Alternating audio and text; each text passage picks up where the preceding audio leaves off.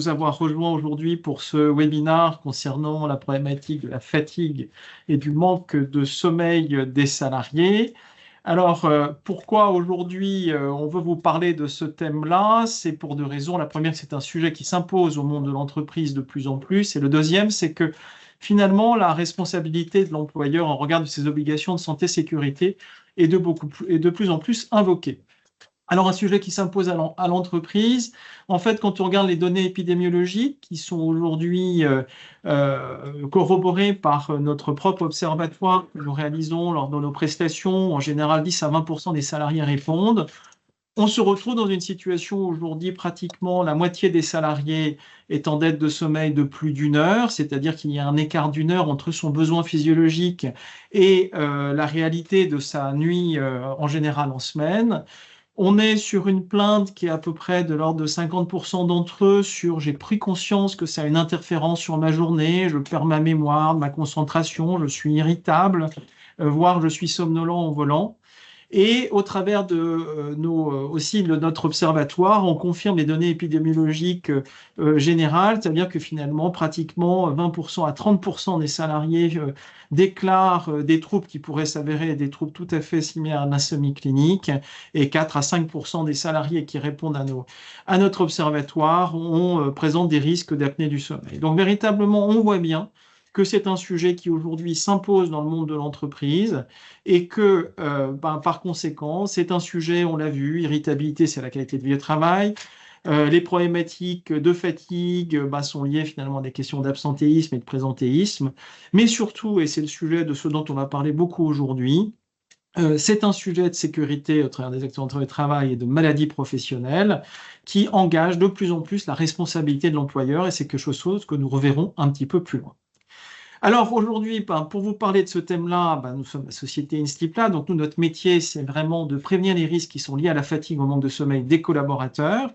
Et je suis donc Romain, je suis un des cofondateurs et je suis entouré aujourd'hui de Philippe Avette et de Frédéric Chapelle que je vais laisser se présenter. Et puis, je reprendrai un petit peu la main pour vous présenter la suite de notre webinaire. Et donc, Philippe qui est à côté de moi, je te passe le micro et après, Frédéric, je te laisserai prendre le micro. Voilà. Bien, bonjour. Donc, moi, je suis le docteur Avette. Je suis médecin du travail depuis de nombreuses années. Je vous dirai pas combien. J'ai fait une grande partie de ma carrière en étant à la fois médecin du travail de terrain, mais médecin coordonnateur aussi de grandes entreprises. Et par là même amené à travailler sur la médecine du travail et par anticipation par rapport à l'évolution de la réglementation aussi sur la santé publique, puisque j'ai cette double formation.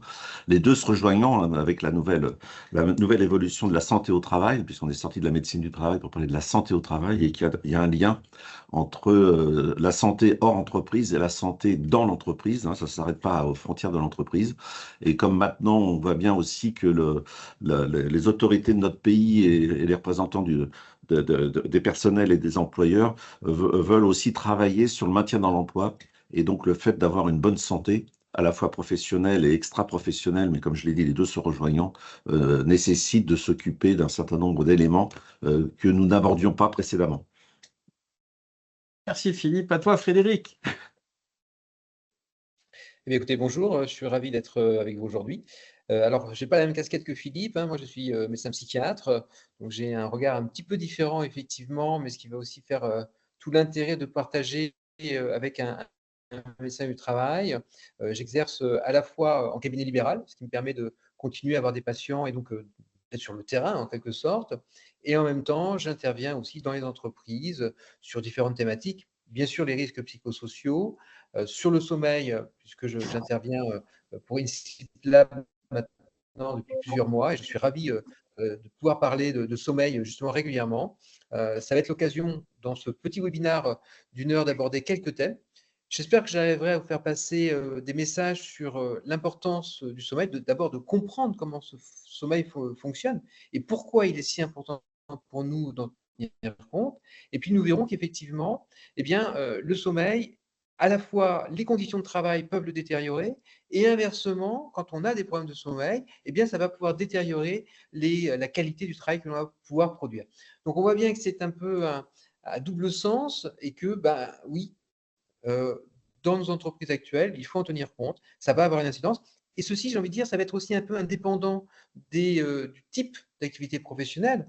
Bien sûr, on va penser aux chauffeurs de poids lourds, par exemple, aux pilotes d'avion, qui vont être amenés à avoir des horaires décalés ou de conduite de nuit, des choses comme ça. Mais on voit qu'il n'y a pas que cet impact-là qui va pouvoir survenir sur la santé des salariés, et nous parlerons effectivement de l'impact que cela peut avoir sur la santé des individus. On va rentrer dans le vif du sujet. Alors, merci Frédéric. Donc, juste pour ma part, donc moi je suis un des cofondateurs d'InSleep Lab. J'ai travaillé beaucoup dans l'organisation des soins et sur les données de santé. Et aujourd'hui, pour effectivement parler du vif du sujet, comme tu dis Frédéric, tu as toi, introduit ta partie. Donc, nous allons beaucoup parler de l'importance du sommeil grâce à toi. Ensuite, Philippe nous parlera des conséquences pour l'entreprise des manques du sommeil. Et enfin, on abordera en dernière partie les dispositifs de prévention que l'entreprise peut aujourd'hui mettre en place pour prévenir les différents risques qui auront été évoqués. Frédéric, je te laisse donc la main pour démarrer cette première partie sur l'importance du sommeil. Eh bien, on y va. Donc, première diapositive. Effectivement, la question se pose, pourquoi avons-nous besoin de dormir 30% de notre vie? Alors, nous ne sommes pas la seule espèce animale à dormir de façon importante, hein. Chaque espèce va avoir besoin d'un temps de repos avec des raisons différentes, hein, mais en tout cas, ce temps est absolument nécessaire et on le constate.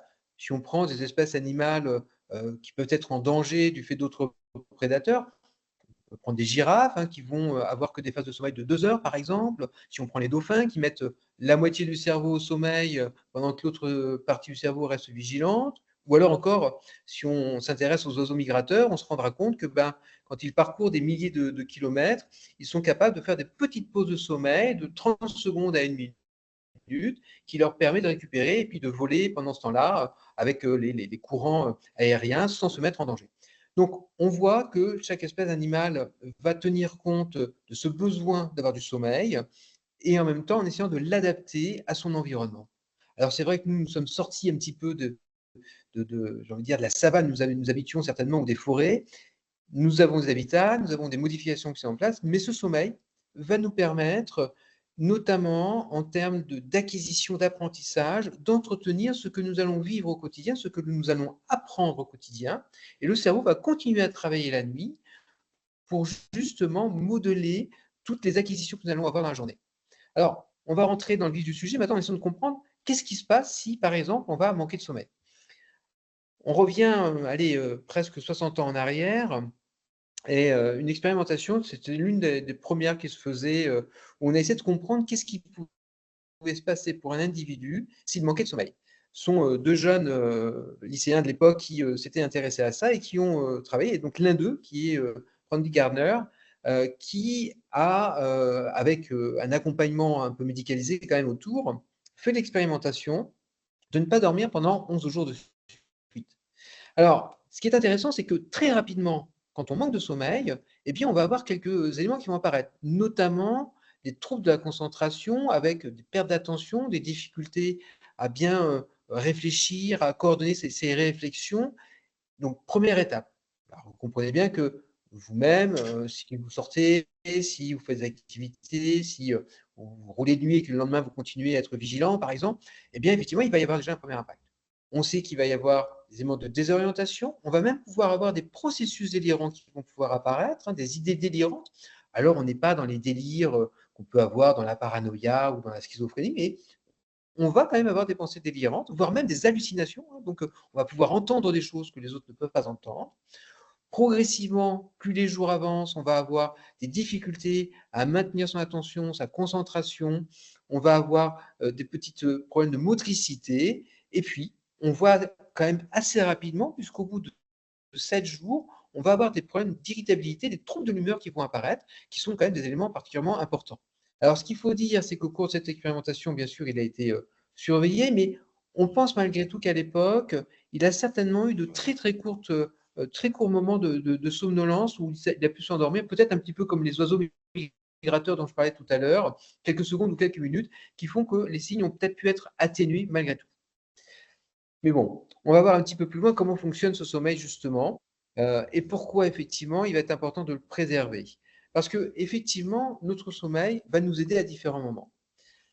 Sur cette diapositive, eh bien, je vous montre un hypnogramme. Alors, l'hypnogramme, c'est l'enregistrement du sommeil au cours de la nuit qui reprend différents paramètres. Et en fait, on va essayer de voir un petit peu comment évoluent ce qu'on appelle les ondes au niveau cérébral. Et en fonction de l'état de somnolence, eh bien, on va avoir différents sommeils.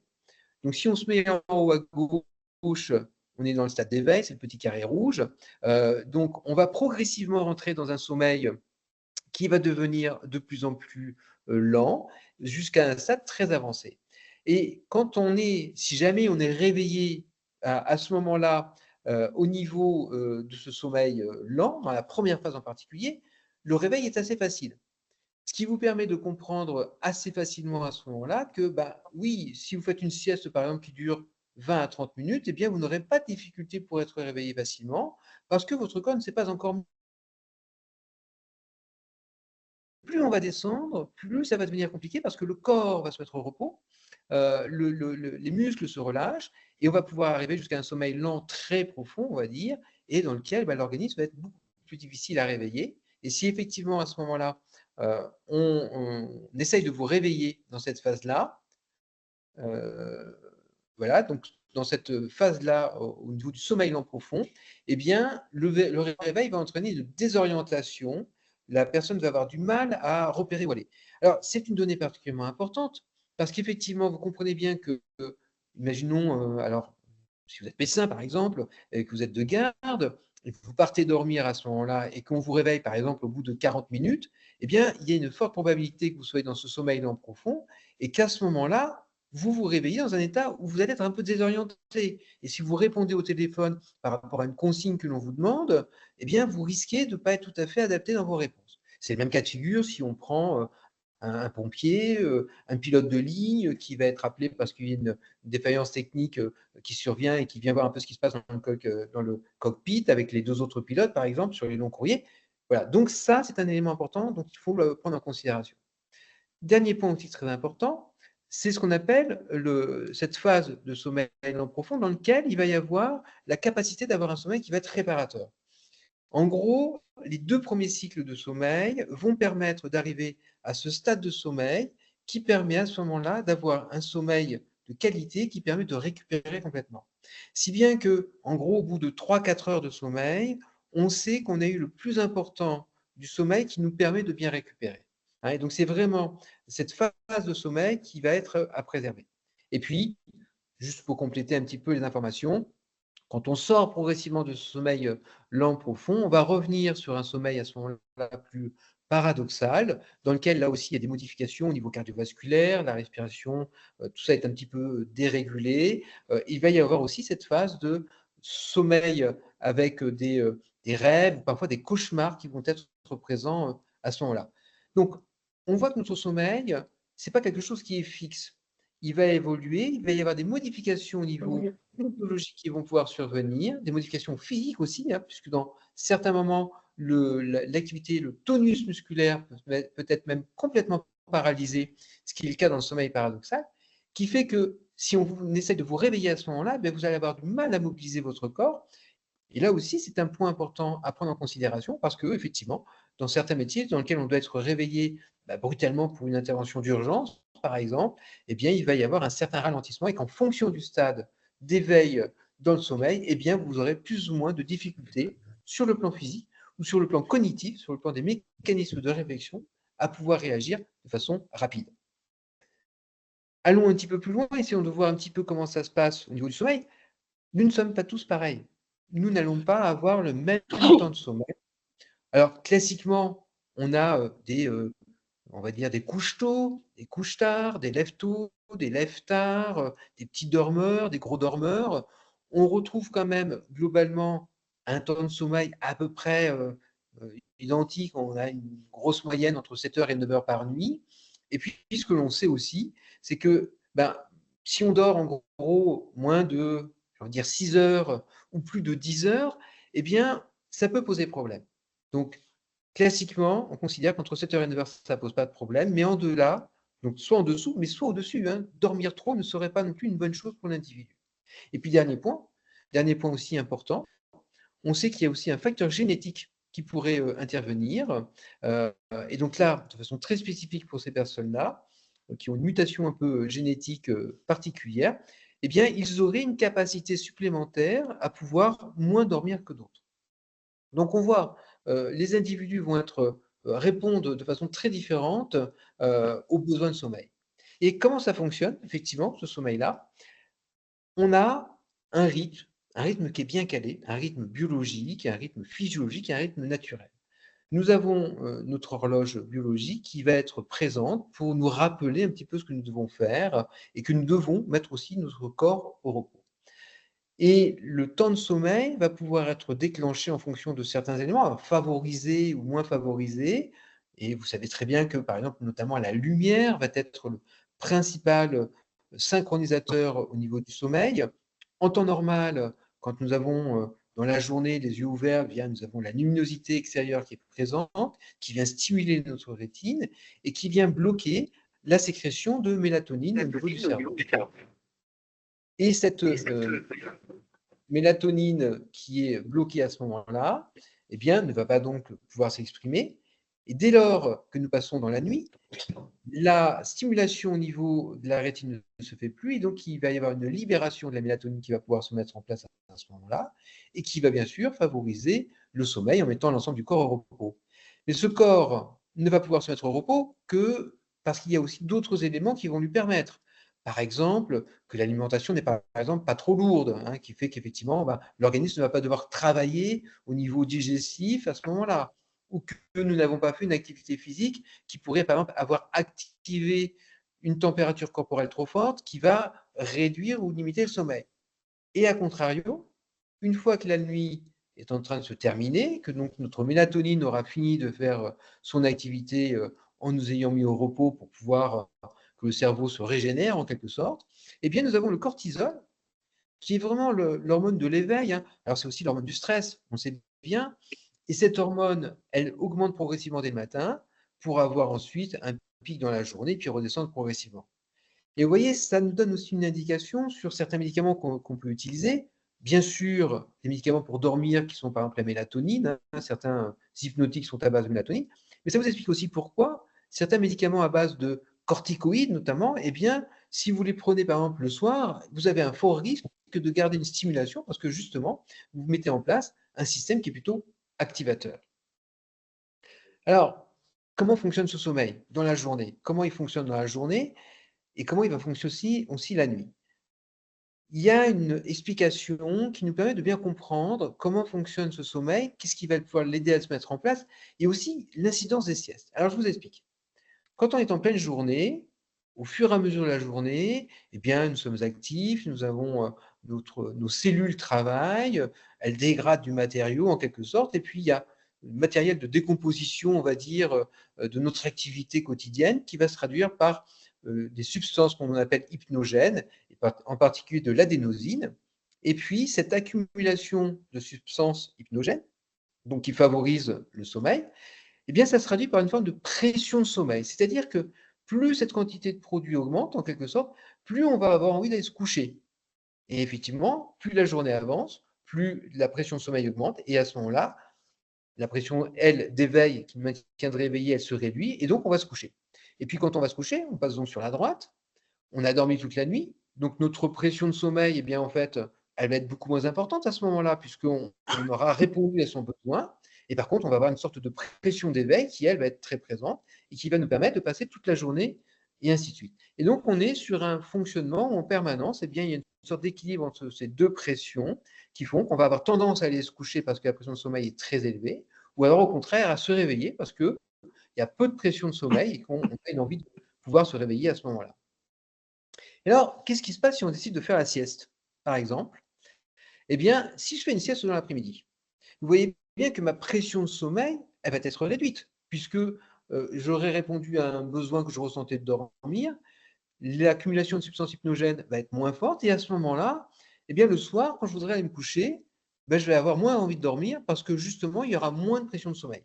Ce qui explique pourquoi, dans un certain nombre de cas, notamment quand les siestes sont longues, hein, qu'elles durent par exemple 1h30, voire même 2 heures, eh bien, la nuit suivante risque d'être fortement compliquée.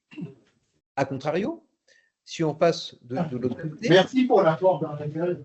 on va avoir aussi une réduction, euh, si dans la journée, on peut avoir une réduction de la durée de sommeil qui va pouvoir survenir si, par exemple, on se lève beaucoup plus tard, par exemple, et ainsi de suite. Alors, voyons maintenant un petit peu les incidences que cela peut entraîner sur la diapositive suivante. On sait qu'un certain nombre de paramètres de notre environnement vont pouvoir agir sur notre quotidien, sur notre sommeil. Alors, si je commence par la droite, tout d'abord, ça peut être notre cadre de vie. On sait très bien que les écrans, que la vie sociale, quand vous avez envie de faire la fête le soir, que vous vous couchez tard, ça va avoir un impact sur votre sommeil. La famille, le fait d'avoir une charge en particulier, va aussi avoir une incidence. Tous les stimulants, le café, les boissons énergétisantes, vont aussi avoir un impact sur notre organisme en ralentissant notamment le moment où on a envie d'aller se coucher. Et puis, bien sûr, un certain nombre de consommations de produits qui vont pouvoir venir perturber le sommeil, soit parce qu'ils vont être des stimulants, comme peut l'être par exemple le tabac, soit parce qu'ils vont aussi avoir un rôle un peu tendancieux, c'est-à-dire que l'alcool, si on en prend, on a l'impression que ça aide à s'endormir, mais malheureusement, ce qu'on ne sait pas, c'est que ça va aussi modifier l'architecture de notre sommeil et avoir d'autres conséquences, puisque le sommeil sera de moins bonne qualité. Ça, c'est le cadre de vie, c'est ce qui se passe pour chacun de nous. Et puis, si on va sur la droite, on a aussi le cadre du travail qui intervient. Et là, on va retrouver tous les postes qui peuvent être un petit peu différents, les postes avec des horaires décalés, par exemple, ou des personnels comme les pompiers, les infirmières vont travailler toute la nuit et donc avoir un temps de sommeil qui va être différent, qui va devoir être modifié et qu'il va falloir organiser en conséquence. Dès lors qu'il y a des décalages horaires, à partir du moment où vous partez pour travailler aux États-Unis avec 6 heures de moins ou en Asie avec 6 heures de plus, eh bien effectivement, votre organisme qui n'est pas habitué à ça va devoir s'adapter. Et puis, on a aussi les charges de travail, les conditions organisationnelles du travail qui vont pouvoir être des facteurs de stress, qui vont pouvoir intervenir sur le sommeil. Donc, on a, entre cadre de vie et cadre de travail, des facteurs de stress qui vont pouvoir être présents et qui vont pouvoir générer des problèmes de sommeil. Et puis, en dessous, on a aussi un certain nombre d'éléments qui vont pouvoir être présents, mais qui vont plus être de l'ordre de la pathologie.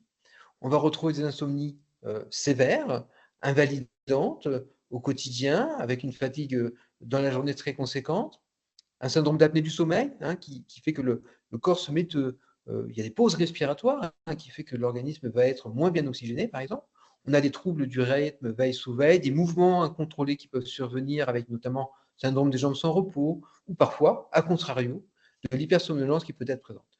Donc on voit que la conjonction de ces trois éléments va pouvoir avoir une action sur le sommeil et qu'il va falloir essayer de comprendre qu'est-ce qui intervient, qu'est-ce qui est responsable en quelque sorte du trouble de sommeil qui pouvait être représenté chez les personnes.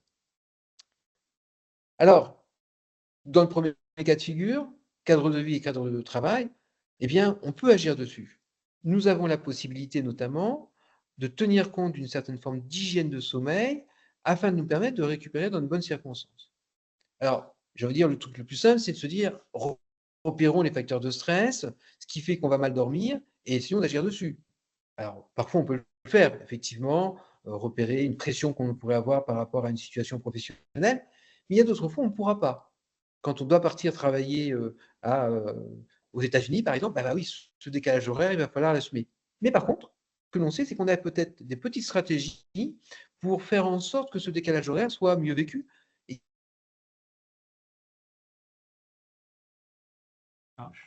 qui va être si on va simplement partir pendant 2 jours aux États-Unis que si on va partir pendant 15 jours. Et la façon dont on va devoir s'organiser son sommeil et son temps actif sur place, eh bien, va gérer de façon différente. L'hygiène de sommeil, ça tient compte du fait, par exemple, de se coucher à heure régulière et se lever à peu près à heure régulière aussi. Ça va être, bien sûr, d'éviter tous les excitants dont on a pu parler. Excitants, mais parfois aussi simplement des choses simples comme l'activité sportive. L'activité sportive est un élément majeur pour notre santé, c'est quelque chose qui est un bienfait pour nous, dont nous avons besoin. Mais malheureusement, on sait que si vous faites du sport, par exemple, après 18 heures, 19 heures maximum, eh bien, vous allez augmenter votre température corporelle, alors qu'on sait que pour avoir un bon sommeil, il faut que la température corporelle soit plus basse afin de favoriser le sommeil. Donc, une hygiène du sommeil avec plein d'autres conseils qui seraient à vous donner par rapport à ça, qui est indispensable. Et d'un autre côté, quand on est face à de vraies maladies, eh bien, il va falloir apprendre à vivre avec cette maladie-là. D'abord, bien la comprendre, la détecter, la comprendre, arriver à la traiter quand c'est possible, et puis vivre avec cette maladie au quotidien afin qu'elle ne devienne pas un stress supplémentaire qui va aussi pouvoir à ce moment-là auto-entretenir le processus de stress et bien sûr léser encore plus le sommeil. Si on fait maintenant un petit focus justement sur ces troubles du sommeil de façon un petit peu plus spécifique, on sait qu'on va retrouver à peu près l'insomnie chronique ou même les insomnies aiguës, qui est un trouble quand même assez fréquent, hein, puisqu'on considère qu'il y a à peu près 10 millions d'adultes qui vont être concernés par des problèmes de sommeil ayant une incidence sur la vie quotidienne. On va avoir parfois des soucis alors ce qu'on appelle des décalages de phase, hein, c'est-à-dire des gens qui s'endorment trop tard ou des gens qui se lèvent trop tôt, hein, et qui font que, ben oui, quand on passe son temps alors qu'on devrait se coucher plutôt à 23 heures parce que ce serait notre heure normale, eh bien, on va repousser parce qu'on va regarder des films, on va se mettre sur des écrans et on va se coucher qu'à 1 heure du matin. À la longue, on va finir par être en décalage de phase, effectivement, et le sommeil va être complètement perturbé. Eh bien oui, on considère qu'il y a à peu près 8 millions d'individus qui vont être en difficulté par rapport à ça. On peut avoir donc des pathologies là plus conséquentes comme le syndrome des jambes sans repos, par exemple. Donc, c'est des mouvements qui peuvent survenir la nuit, principalement au niveau des jambes, mais parfois, dans à peu près 20% des cas, ça peut aussi toucher les membres supérieurs avec la nécessité, le besoin de bouger les jambes, parfois même de se lever, hein. Ça survient généralement dès que les personnes sont allongées. Pas d'ailleurs uniquement quand les personnes doivent dormir, mais parfois simplement le fait d'être allongé, avec le besoin de bouger, de sortir les jambes du lit, par exemple, dont les causes peuvent être bien sûr complètement inconnues, mais parfois, il s'agit d'une simple carence en fer, par exemple. D'autres fois, ça peut être lié à des médicaments qui peuvent aussi l'entraîner. Dans d'autres cas de figure, qui concernent à peu près 2,5-3 millions d'individus, on va retrouver des pathologies à proprement parler du sommeil, avec des syndromes d'apnée du sommeil, hein, des problèmes de ventilation hein, qui sont présents et qui vont bien sûr avoir un impact sur la qualité du sommeil et aussi sur la qualité de vie dans la journée, puisque les gens vont être la plupart du temps fatigués, voire même avec des somnolences dans la journée qui peuvent être particulièrement dangereuses, notamment sur la conduite automobile. On peut retrouver aussi des éléments de somnambulisme, mais vous voyez, c'est quand même beaucoup moins fréquent, hein, de l'ordre de 1,2 million chez les enfants et 2 millions chez les adultes, avec, on va mettre un peu tout dedans, hein, des cauchemars, mais qui peuvent être aussi liés au sommeil lui-même, mais parfois aussi à d'autres pathologies psychiatriques, hein, notamment les cauchemars, quand on a été victime d'états de stress post-traumatique, par exemple, victime d'agression, eh bien, on va pouvoir retrouver effectivement des cauchemars. Et puis, pour finir, des pathologies dont on entend souvent parler, mais qui sont en fait pas si fréquentes que ça, hein, ça concerne à peu près 30 000 adultes, ce qu'on appelle la narcolepsie, hein, le fait de pouvoir s'endormir brutalement d'un seul coup. Voilà. Donc, un panel de pathologies dont il faut tenir compte pour justement mettre en place les soins les plus adaptés. Alors justement, parlons-en de son parcours de soins. Il passe bien évidemment par les médecins, classiquement par le médecin traitant qui va être le premier à faire un peu le diagnostic. Alors, médecin traitant, j'aurais même rajouté une petite flèche avant parce que c'est parfois même le médecin du travail qui va alerter le salarié sur la nécessité de voir son médecin traitant pour justement prendre en charge un problème de sommeil qui est apparu. Il existe des somnologues, donc des médecins qui se sont spécialisés dans le trouble du sommeil. Alors, ça peut être des médecins généralistes qui sont un peu spécialisés dedans, ou alors des neurologues ou des psychiatres qui ont fait le nécessaire pour acquérir des compétences et du matériel pour faire justement des enregistrements de sommeil et en fonction des résultats, arriver à déterminer est-ce que c'est plutôt un problème d'ordre pneumologique, ORL, cardiologique, neurologique, psychiatrique. On voit qu'il y a quand même un panel de spécialités qui est quand même assez large, qu'il va falloir justement orienter de façon adéquate les patients. Et puis, en termes de traitement, on a plusieurs possibilités. Alors, on peut avoir les traitements médicamenteux en fonction des pathologies qui sont présentées. Un problème de sommeil qui serait lié par exemple à une dépression, si je parle de la psychiatrie, c'est pas un hypnotique dont il faut, hein, c'est plutôt un antidépresseur. On peut avoir des traitements médicamenteux spécifiques, par exemple pour le syndrome des jambes sans repos, quand il n'y a effectivement pas d'origine particulière qui est retrouvée. Donc on peut mettre des traitements médicamenteux On peut mettre aussi des hypnotiques quand il y a des insomnies authentiques, bien évaluées, sans pathologie somatique derrière, j'ai envie de dire. Oui, on a un certain nombre d'hypnotiques qui peuvent être utilisés en sachant qu'on essaie de faire en sorte de limiter au maximum la prise de ces hypnotiques, notamment les hypnotiques benzodiazépiniques. L'hygiène du sommeil, j'en ai largement parlé tout à l'heure.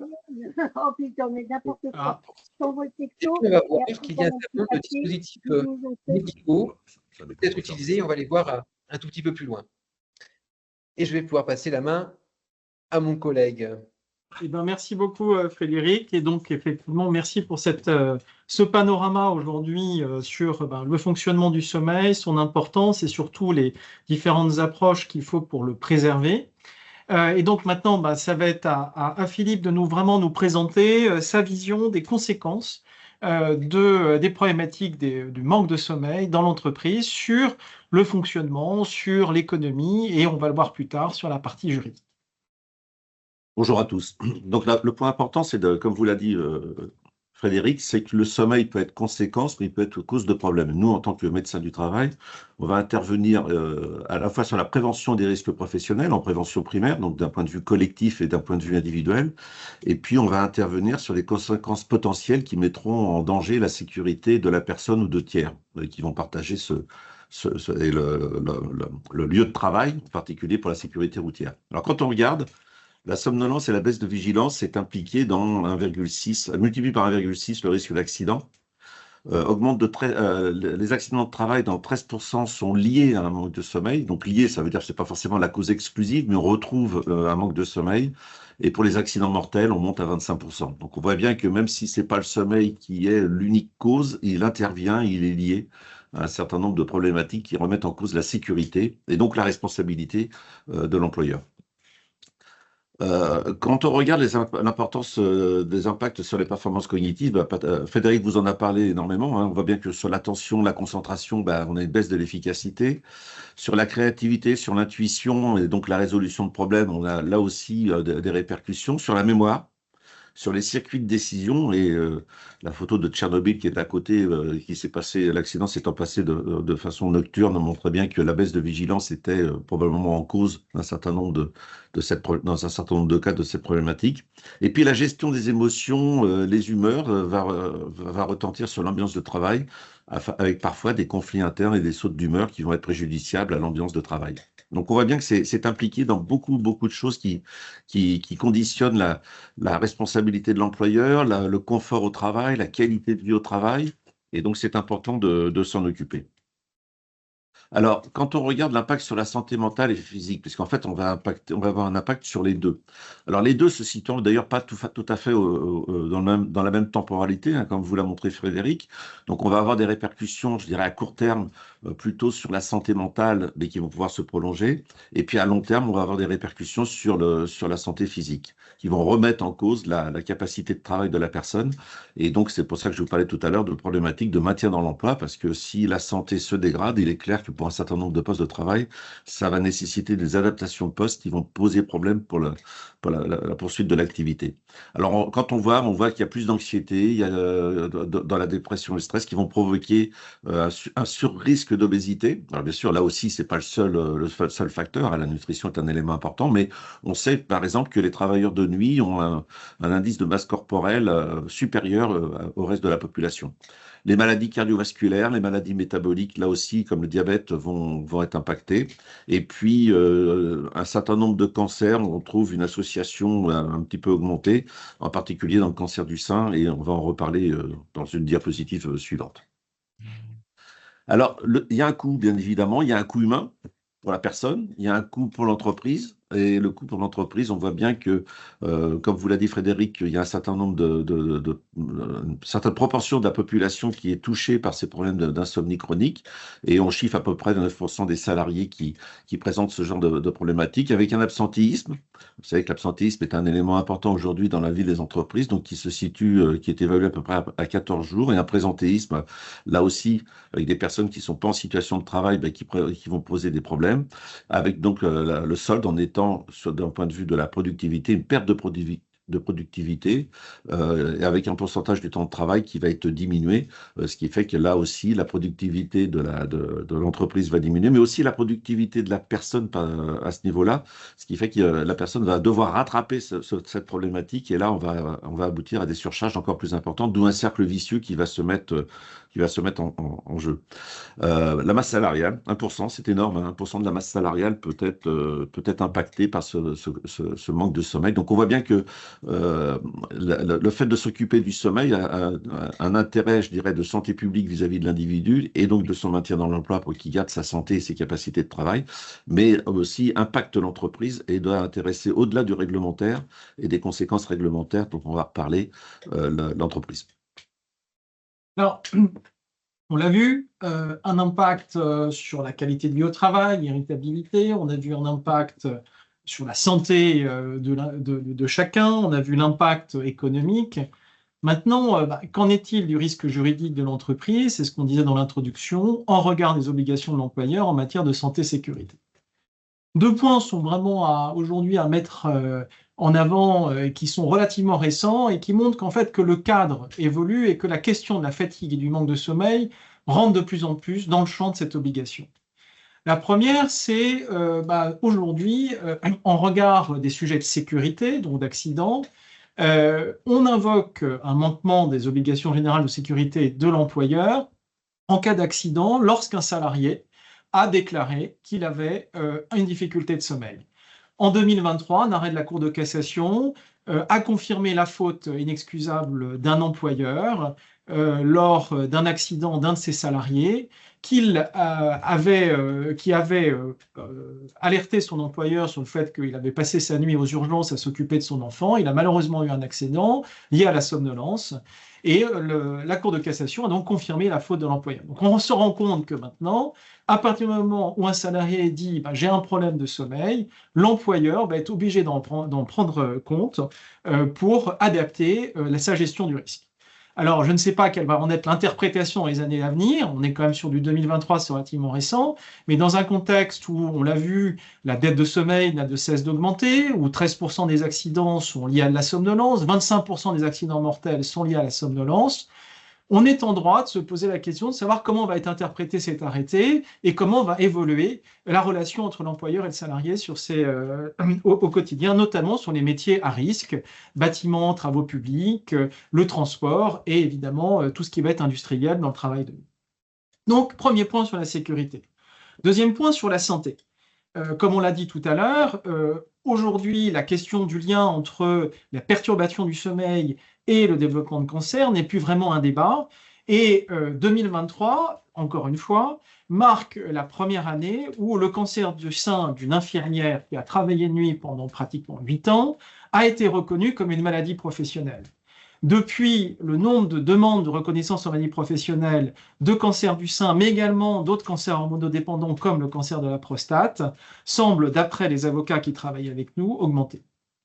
Et dernier élément, qui aujourd'hui, en tous les cas, remonte des cabinets d'avocats avec lesquels on a l'habitude d'échanger, qui est que, en fait, un peu à la limite des deux, on voit une augmentation du nombre de contentieux sur les conséquences sur la santé liées à la charge de travail excessive. Et en fait, il est fait le lien entre j'ai une charge de travail excessive, je dors moins, et donc on va invoquer tous les surrisques qui ont été évoqués tout à l'heure par Frédéric et Philippe, que ce soit sur les problématiques cardiovasculaires, avec une augmentation pratiquement de 0,6 points d'accidents vasculaires cérébraux ou d'infarctus, mais également de toute la problématique des troubles anxieux ou dépressifs qui, on l'a vu tout à l'heure, augmentent pratiquement par 3 lorsque le sommeil est largement endommagé.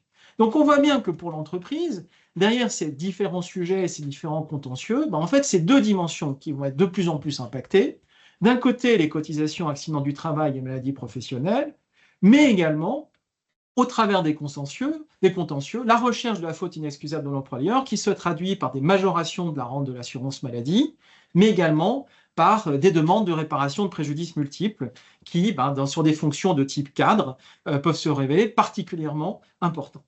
Alors, aujourd'hui, on a au niveau du Sleep Lab vraiment travaillé avec différents avocats. Donc, évidemment, on vous tiendra informé. On va tenir d'autres webinars dans le mois qui vient sur cette question pour pouvoir vraiment illustrer cette dynamique aujourd'hui qui est sur une pente ascendante de la recherche de la responsabilité de l'employeur sur sa question de mais a-t-il fait ce qu'il fallait pour aujourd'hui prévenir à la fois les risques d'accident, mais également les risques liés à la dégradation de la santé des salariés. Vous retrouvez un certain nombre de vidéos sur notre site internet sur des premiers témoignages. On a également publié récemment un article avec un autre cabinet d'avocats sur cette question-là, et vous serez donc invité à notre webinar au mois de mars sur le sujet. Et donc, je repasse la main à Philippe parce que toute la question, c'est de dire, mais pourquoi finalement c'est quelque chose qui est un petit peu cet éléphant au milieu de la pièce, aujourd'hui est finalement un peu le grand oublié des politiques de santé en entreprise. Alors, trois éléments pour se poser la question pourquoi le sommeil est oublié aujourd'hui dans les politiques de santé en entreprise. Parce que d'abord, c'est pas simple d'en parler, puisque lorsque la personne va en parler et va signaler qu'il y a des possibilités ou même déjà des éléments factuels de somnolence dans la journée, son aptitude et ses capacités à tenir le poste peuvent être remises en cause, et donc les personnes peuvent être enclins à ne pas en parler, notamment par exemple des chauffeurs poids lourds qui savent très bien que si ils évoquent ce genre de problème, ça va poser des problèmes derrière. Il y a une culture du petit dormeur. Un certain nombre de personnes, effectivement, disent qu'ils n'ont pas besoin de trop de sommeil, même si on voit bien qu'il y a des perturbations, et puis qui vont travailler beaucoup. Et donc ça, c'est quelque chose d'important. Puis les managers ne sont pas formés.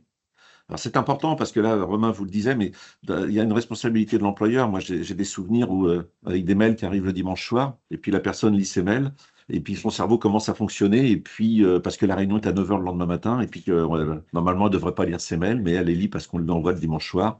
Et donc, vous savez comme moi qu'il y a un certain nombre d'entreprises qui ont mis d'ailleurs des procédures pour éviter ce genre de problématiques, mais ce sont des problèmes importants. Même chose avec la réunion de fin d'après-midi, avec des résultats à rendre le lendemain matin, il est clair que la personne va pas vouloir dire qu'elle n'est pas en mesure de le faire, puisqu'il y a cette volonté de montrer qu'on est compétent et qu'on n'a pas besoin de beaucoup dormir, et c'est passé sous silence. Et donc ça, c'est toute l'importance d'ailleurs des médecins du travail, puisqu'on est normalement là pour conseiller l'employeur sur l'organisation du travail. Ça fait partie des éléments, là, ces deux exemples que je vous ai donnés, mais qui sont importants en prévention primaire. Beaucoup de gens sont peu informés des risques. C'est une science qui est relativement récente, même parmi les médecins. On voit bien qu'un certain nombre de médecins sont pas forcément complètement formés au risque à court, moyen et long terme. Et puis, il faut l'aborder par la médecine du travail. C'est un élément important puisque nous, on est sur les risques professionnels, sur la santé publique aussi maintenant, puisque on a décloisonné, puisque les deux ont des conséquences sur la personne qui d'un côté est un salarié, de l'autre côté est un citoyen. Donc, c'est important puisque c'est la même santé. Et puis, l'autre problème, c'est que lorsqu'on a passé ces deux premières étapes, il va falloir rentrer dans un parcours de soins. Et là, ça peut devenir problématique puisque les délais sont longs. Les distances pour aller dans un centre spécialisé peuvent être longs, voire totalement absents de la région. Et puis après, il va falloir contrôler l'efficacité des traitements. Et ça va être aussi difficile à mettre en place. Alors, je vais prendre l'exemple du transport routier. Alors, le transport routier, on a tous dans nos têtes depuis longtemps que les chauffeurs routiers ont des risques d'apnée du sommeil et que dans un bon nombre de cas, là, vous avez 60% des cas qui ne sont non diagnostiqués. On revoit ce que je vous ai dit tout à l'heure. Pourquoi? Parce que la personne ne va pas aller déclarer au médecin agréé de la préfecture de la préfecture pour perdre son aptitude à la conduite, donc ils vont pas le signaler. Nous, si on va pas le chercher, on va pas le savoir. Et puis, même si on leur pose la question, parfois, c'est un peu compliqué d'avoir une réponse. Et derrière ça, il va y avoir des somnolences diurnes excessives. On l'a vu, soit comportementales, soit organiques, soit psychiatriques, et puis des insomnies comportementales, organiques et psychiatriques là aussi. Donc, on voit bien que c'est une entité qui est importante. C'est importante pour les chauffeurs de poids lourds.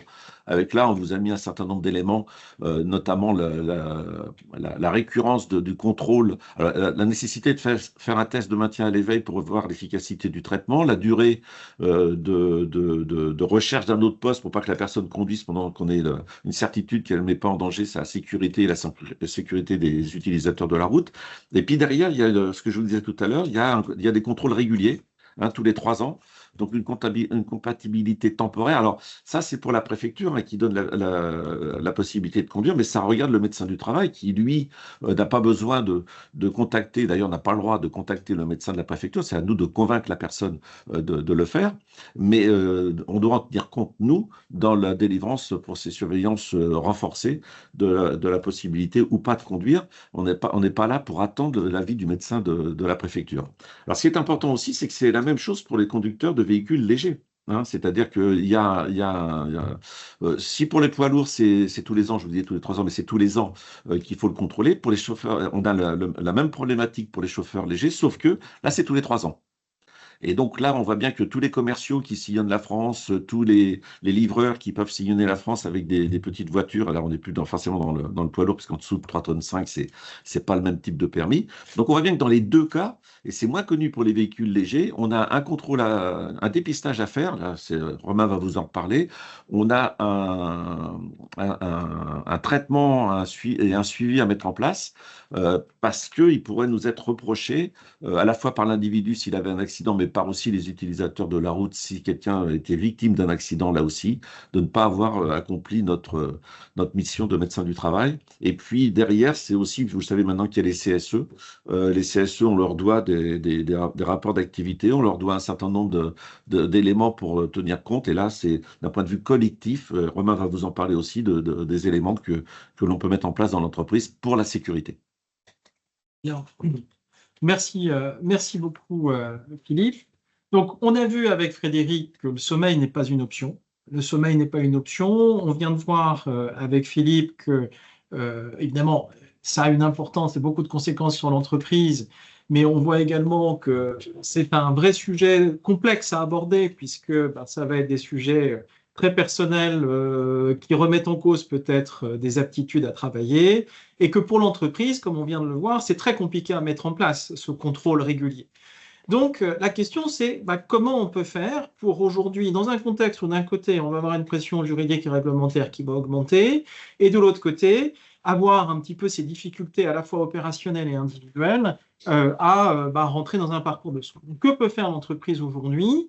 Alors, en fait, la philosophie générale d'InSleep Lab, c'est véritablement de pouvoir proposer une solution aux entreprises pour gérer le risque individuel. Le risque, on va dire, collectif, qui est le risque organisationnel, que ce soit la gestion des plannings, que ce soit les rotations dans le travail de nuit, que ce soit la question des carrières, ce sont des choses qui aujourd'hui sont déjà abordées, très souvent en conseil avec la médecine du travail.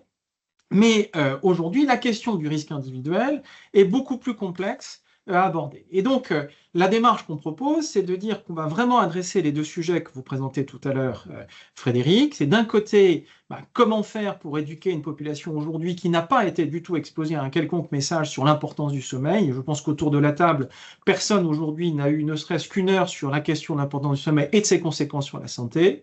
Et la deuxième chose, c'est comment aujourd'hui amener la question du dépistage et de la prise en charge des pathologies du sommeil dans l'entreprise.